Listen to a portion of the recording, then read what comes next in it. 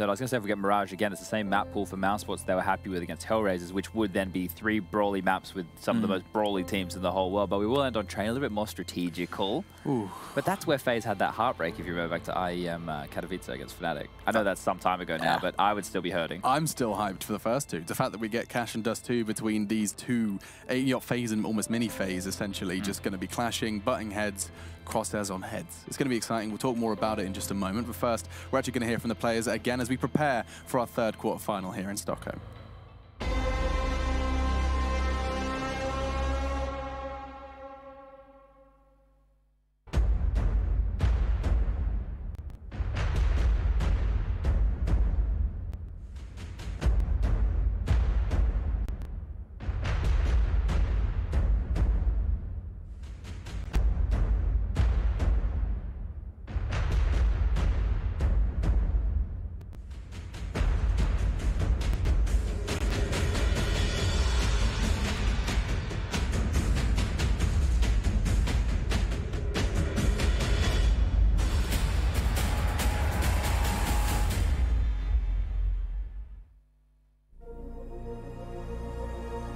We had a little bit of a rusty game the first game, but the other two maps we had were really good. So I think the first game was a test for us, and we kind of figured out what we need to work on. And yeah, we feel a lot better now than we did the first game, I would say. Yeah, so we feel confident going into the playoff.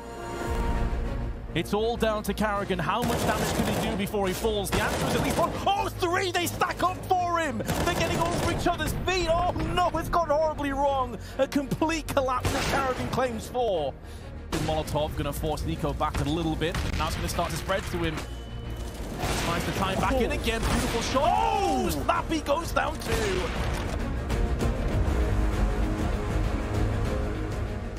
Through that smoke, Vince, who was in actually a great position to do massive damage here. He will get one, but surely he might be going down here. He's now stuck in a horrible position, but still finding the frags. Rob's keeping the dream alive here. Smoke used to deliver Sanctuary, and Robs is going to turn the tide. Oscar's got a decent position here. Snacks taking no prisoners. Vince, I think we might have our final quarterfinalist here as Snacks continues to find kills, applying the pressure.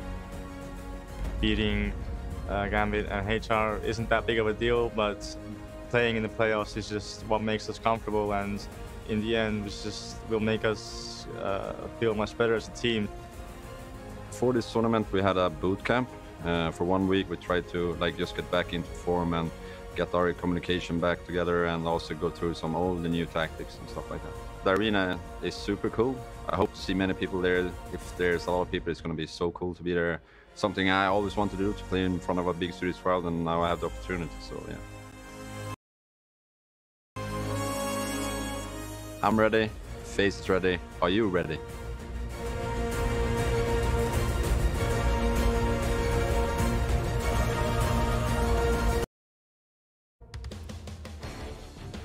FaZe preparing for battle. Ranked 4th in the world currently, and still waiting to see how high they can climb now with Olof Meister back from his leave of absence. Guardian, Olof, Carrigan, Rain, and Nico. This collaboration of gods of the game is going to be rising to the tippy top. Mousesports stand in their way. Gents, let's walk through this roster. I mean, it does feel like they just went shopping, Jacob, and they just went for every single hard hitter they could find around the globe.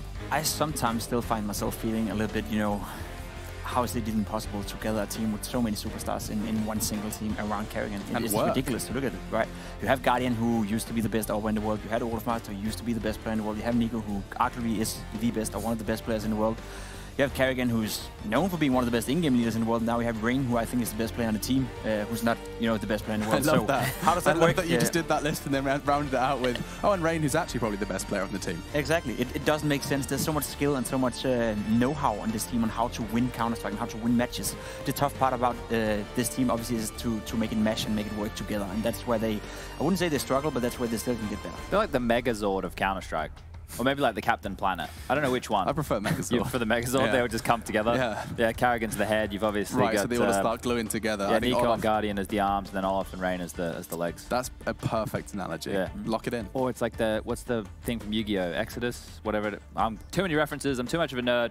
The point is that the more I think about this matchup and the head-to-head between these two teams and the way that the roles play out, like, you consider you have Rain on one side, and then you have Sunny on the other side of things, right? You've obviously got the Chris J on the, and you've got Chris J on the AWP, you've got the likes of Nico doing some AWPing, you've got Guardian doing some AWPing, you've got Oscar doing some AWPing. There's going to be so many scouts bought.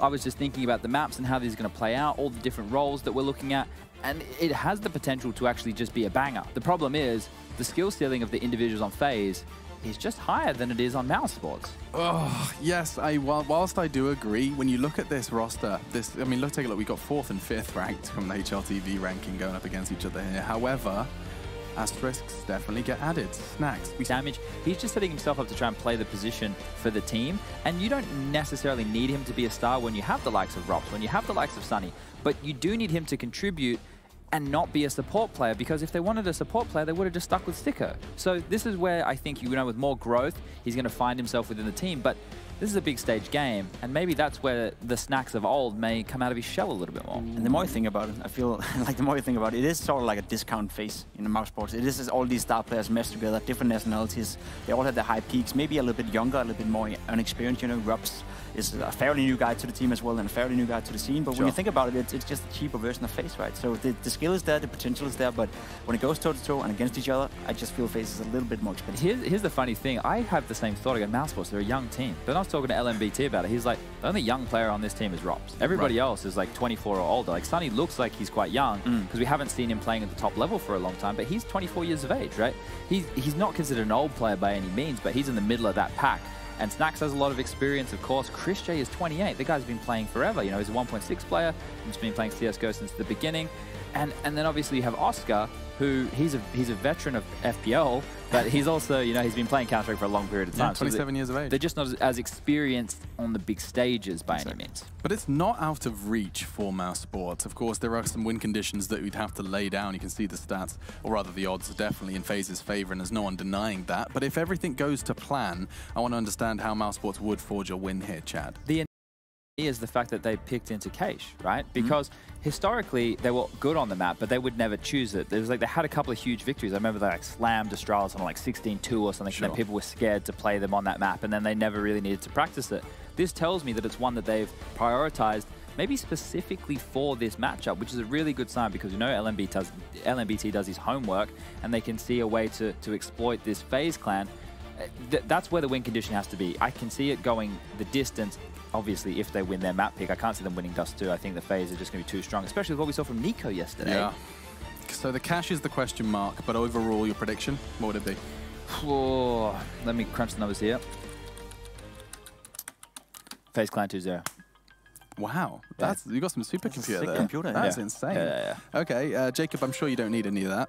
I don't need any of that. I think the only win condition Mouse has is Snacks. If he can find that old level where he's not necessarily getting a lot of frags, but just being a constant annoyance. But you're still going to say FaZe is going to win, aren't you? FaZe is going to win. Yeah, there you go. I knew it. You're going to be like, but maybe if Snacks goes like Super Saiyan, Jin 4 or something. Yeah, but it's not going to happen, Jacob. My entire point is just that if Snacks hides long enough in the smokes to be annoying for Nico, so he, you know, then there may be a chance. But yeah, FaZe is going to win. I think I'm going to have to go ahead and jump straight on this gravy train too. FaZe definitely have to be the favorite.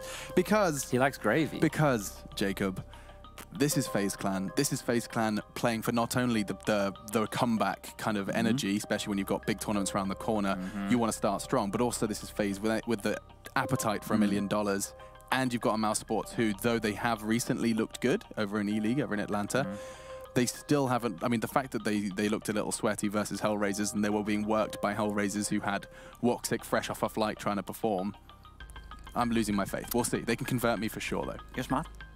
This is a proving ground, I would say, right? In the sense of, if they can put up a decent performance against the FaZe, then it means they can hang with the big boys. We knew they could hang with the big boys before when they had Stico. They were just tapering out because there were too many events. They weren't practicing. They were attending everything. They were going as mental as we were.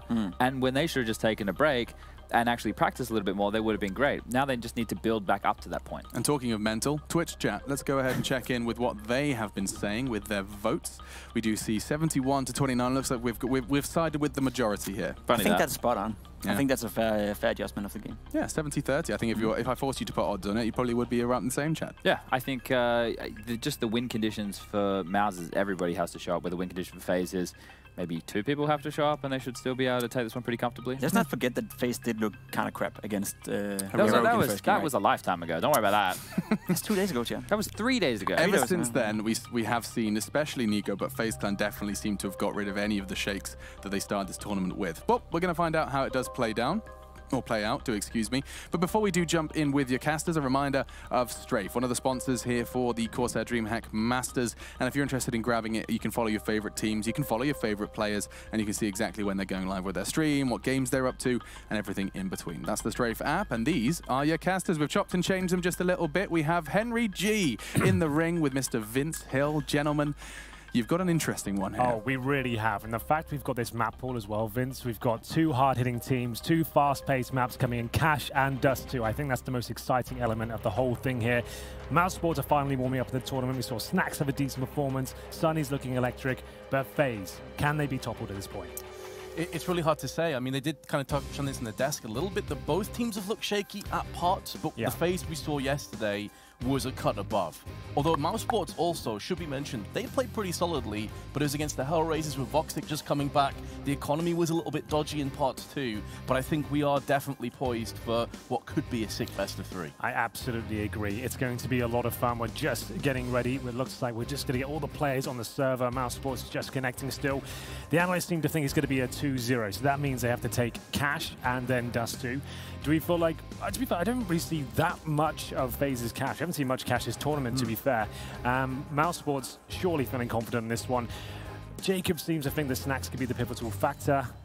Do we think we've seen enough of Snax yet to justify him being able to go toe-to-toe with these guys? He definitely played better yesterday, but I think the jury is still out on Snax, to be completely honest with you. Yes. It was mainly Sunny and Rops that were god tier yesterday, not Snax. He was doing a good supporting role, I guess, but I mean, going back quite a while when VP played this map a little bit, Snax was one of their key members. He was very good over on the B side in the likes of Vent, so that could be something to watch out for. That's very true. He was a bit of a Vent maestro, wasn't he? And we're going to speak about Guardian as well. The AWP battle's always going to be interesting here. Guardian versus Oscar, and then to some extent Chris J as well. It's always going to be a lot of fun.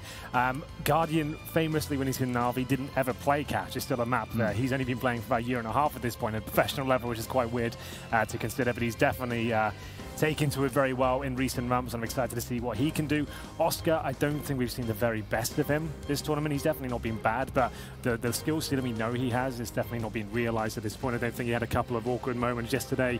Running from Molotovs and stuff, couldn't really get going, but I'm not sure. You can never underestimate Oscar, and that's always going to be quite the tantalizing battle, isn't it? Especially when you have Cash and Dust 2 that are coming up, which can be up as playgrounds and paradises. So if he has a good game today, then yeah, he could be the determining factor. I know you kind of touched on it a little bit, but I actually could see this going to a 3-mapper. Train to decide. 3 maps would be excellent here. We've only had 2 zeros today so far in the quarterfinals, but this is 2 international squads. It's kind of and it's indicative of where CSGO is going. Like a couple of years ago, you wouldn't imagine these rosters would ever work. 2 completely different nations just going at it, like 5 individuals coming together. Usually with CS teams we have just 5 from one nation, 5 Danes or 5 Swedes and stuff. You wouldn't think this would ever work, but it shows you how international the game's got and how people want to just bring together the best possible players, not necessarily with the most synergy. Yeah, and I think the key point of that is Snax. For the longest time, it seemed like he was always going to stay with Polish teams, and yet here we are.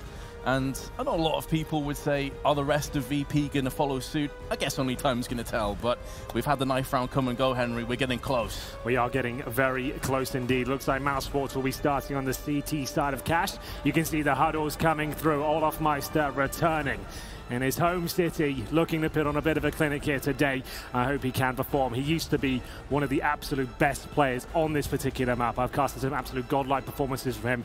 I can reminisce from 20-0 performances he's had on the T side of Cash. Hopefully we can see him put on a bit of a show today. That's always a lot of fun. Mousesports won't be going for the huddle just yet. You can see there's Sunny, the absolute star, I would say, so far in this tournament for Mousesports. This guy has been playing like a god and getting them out of some very difficult situations. He definitely can go toe-to-toe with the likes of Nico on his day, and that's going to be another talking point as well. If Nico can realized the true potential he's had throughout this tournament. We thought it was like almost career best form. Like if you could keep that up like he showed against Optic, for example, I think like Mousesports could be in a lot of trouble. They definitely have had players that have peaked, but others that have dropped off. So Rops yesterday would have one very good map, and then the second he'd go hovering in the 5 or 6 frags mark. Looks like they are almost ready to go. Carrigan, very good in-game leader on this particular map. Likes to use himself as bait, throw himself into bomb sites while his teammates are ready on the other side of the map. Watch out for that, but this is all about the mind games. They've watched each other's demos. Huge game here. Remember, the Grand Slam on the line for FaZe as well. Quarterfinals, got a few more steps to go just yet for those $1 million, but there's the man that's going to be trying to stop them. There's Oscar. Very, very strong, flashy AWPer, like we said. Very similar to Guardian in that respect. It's going to be a lot of fun to see how this one transpires. Sonny, the player that really shone for me yesterday, over 50 kills in 2 maps. That wasn't bad, was it? In that BO3, ended up just being a 2-mapper. That's how comfortable Mousesports were in the end. Well then, ladies and gentlemen, 2 international star-studded rosters about to put on an absolute show for your delight and delectation. Please make some noise. Mousesports versus FaZe. Cash will be your first map. We're into it. FaZe will be practicing up the P250. They want that range advantage. Would have 2 smokes, the Molotov, the flashbangs. Guardian and Carrigan do not have armor. They're going to be a lot more squishy than their teammates. And Snaxy's got the defuse kit for Mousesports. We'll have a look as to where they're going. Looks like a fast A push from FaZe. Couple of smokes in the default positions. Flash through. Sunny and Oscar to defend. Rain alone at the squeaky door. And his 4 teammates ready to pounce at A main. Rain going to be filing in with the solo mission, but you're hoping from FaZe's perspective they can at least get some damage done before they do push this side. Molotov to the back of Quad is going to isolate Sunny from the rest of his team, but he came in with 1, and that's going to be all she wrote for him. And now Oscar has the arduous task of holding on for dear life, but he is going to succumb to the same fate. It's looking too easy for FaZe. 4-on-2 retake. Yeah, Chris J and Snax have got their work cut out for them now. Snax does have the kit, but 4 kills to find. Chris J has to be the linchpin in this one. He's coming from A main, but look at their setup. They've got a boost towards Quad. Crossfires on their side, but Chris J shuts down too! How is this happening? He will be dropped by Rain, but Snax now still has a chance. Chris J has set him up. It was absolutely sick. Now Snax has to go in and try and rinse and repeat. It's not quite going to go as crispy for him. The time is dwindling. He does have the kit, though, by his side. And he's going to get the side swipe onto Rain, but Nico from Forklift will be his demise. Those 2 shots from Chris J were absolutely disgusting. Yeah, we said he had to step up there. He certainly delivered. That was absolutely beautiful. You are right, Vince. Look at that. 2 one-taps with the USP. He deserves to win the round of those shots alone, but wasn't meant to be. FaZe with the fast A push, like we said. Sunny had a nice shot to open things up, but great trades. That's what we always talk about in CS. Trade potential. You've got to be in there, right behind your fallen teammate, and making sure the CTs can't get multi-frags there. So very well done. Just to note, it's not a full investment here from Mousesports. They have got upgraded pistols, but they haven't gone all in the armor. We've discussed this a lot throughout this tournament. I feel like this is the way the game needs to be played. You need to make sure you have your utility, you have your AWPs, especially if you're considered the underdog in this particular matchup. So FaZe with 2 rifles. They've got the AK-47s, 3 SMGs. Nothing too flashy has to come in here. You don't want to be rushing. You just want to be going for the default, assessing the situation, get that intel, go in together. Go for the 1 pick. That's normally the main objective. Mid control, see if you can find a 5 versus 4, then go in together with a basic execution. Nothing too flashy required. As you mentioned, Snax loves to hover around the vents, and that's where he's watching right now. Carrigan could find himself in the spot of bomber here. Good flashbang, good teamwork, and he'll find the opening pick.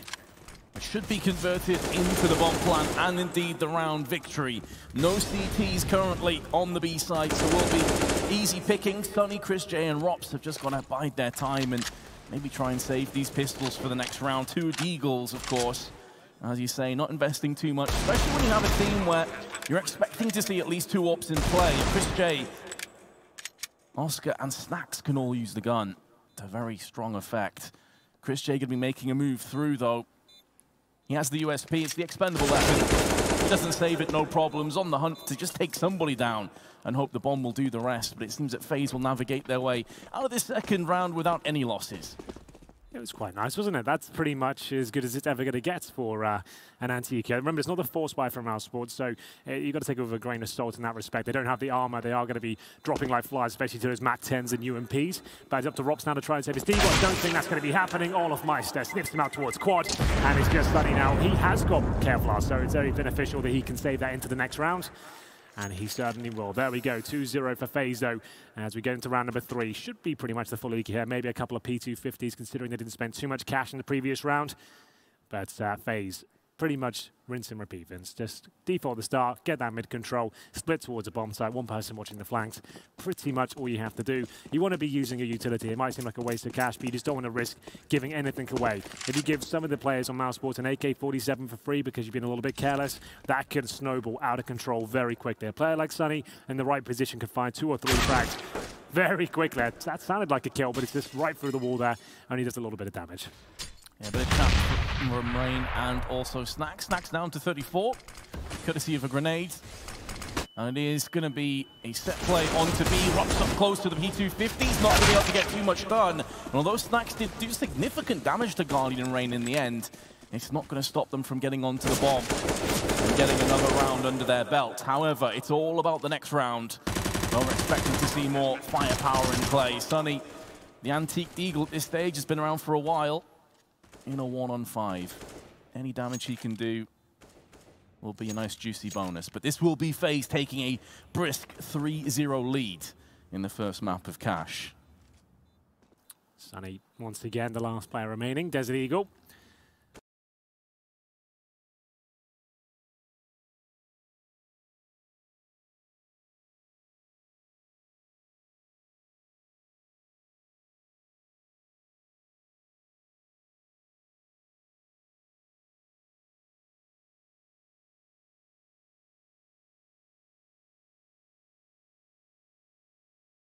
Not investing fully in that second round. They now have the double orb set up, and it's quite...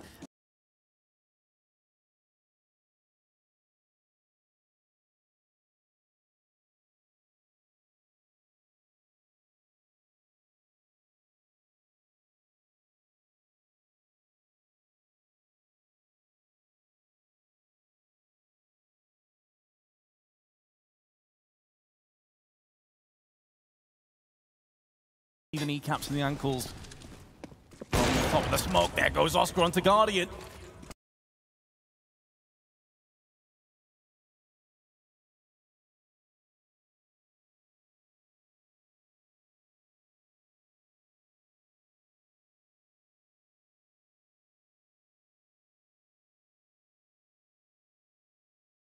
Orpa on Orpa confrontation goes the way of Mousesports, and now Stunny's going to put his M4 to use. Olof is the only player from FaZe to counteract, but the bomb has been planted in amongst the ruckus and chaos. Oh, good Molotovs. They do stack as well, Vince, so that's going to hold them off.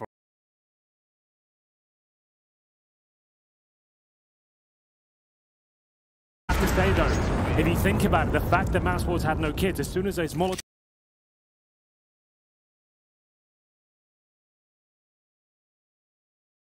was absolutely everything. I did say Cash is one of his absolute best maps. You can see his positioning, his awareness, everything is there. He does everything perfect to win the round. It will go in favor of FaZe, but Mousesports do save significant weaponry. The double orb setup is back out once again. It was the best decision to make. They wouldn't have won the round without the defuse kit available to them. Just too much time had transpired. Carrigan, though, UMP's got $9,000 and he's still on the UMP, just making sure he's as frugal as possible. Oscar now potentially could be flashed in to either the main entrance or towards Squeaky Door. Going to nail that shot, no problem whatsoever, and fall back to the safety of the bomb site. Mouse did get the opening pick in the last round too. We know how that ended in actual fact, the exact same way. Rops has got himself 1-2, but here comes Olof with 2 of his own, and he is kicking this map off in style. He moves to about 7 kills indeed.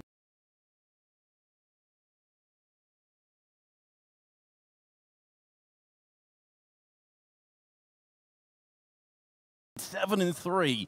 And isn't enough, though, to get FaZe back into this round. Rain perched up on the catwalk. Has Guardian to play with, who has just chipped in for a kill onto Sunny. Things getting interesting once more. Just under a minute to play with, so plenty of time for the tease. They don't have to feel rushed to go into a sketchy position. Chris J round the corner of Cardo's going to strike. What the hell happened there, Chris? Where's the communication? That's going to cost them dearly. Not like this, Mousesports. Oh, the communication's falling apart. That's going to make them crumble, Vince. That's a very basic call as well. Either Oscar didn't communicate, he was at the top of the ladder. It was because I think Rain was up there before. Potentially they thought it was as well. It's obviously a very quick shot, and a communication breakdown has occurred there, but 5-0 for FaZe. This is looking disastrous now for Mousesports. They still have weaponry though. Snacks has got the AWP now. I don't understand that decision. He can use the weapon, but you've got two much more experienced AWPers than him ready to go. Let's see if it works out for them. He'll be currently holding towards the B bomb side, looking for anyone to cross over, but still Mousesports with the maximum loss bonus can bring together somewhat of a buy, but they've got 1 smoke grenade, 3 flashbangs at the 1:30 mark. That really is not ideal. I'm still a bit shocked at what just happened, Henry, and they've got to put that to the back of their minds right now. As you say, though, there is a lack of utility across the board for Mousesports. They simply had to win. If they lose this, they are flat out broke again, with FaZe potentially on a 6-0 lead. Yeah, this is not been pretty for Mousesports. They've been unlucky as well. When rounds they should be winning, they didn't have the kit, for example, and then the team kill comes through. It's just been a series of unfortunate events. Either way, still a 5-5 for now as we go under the 1 minute mark. This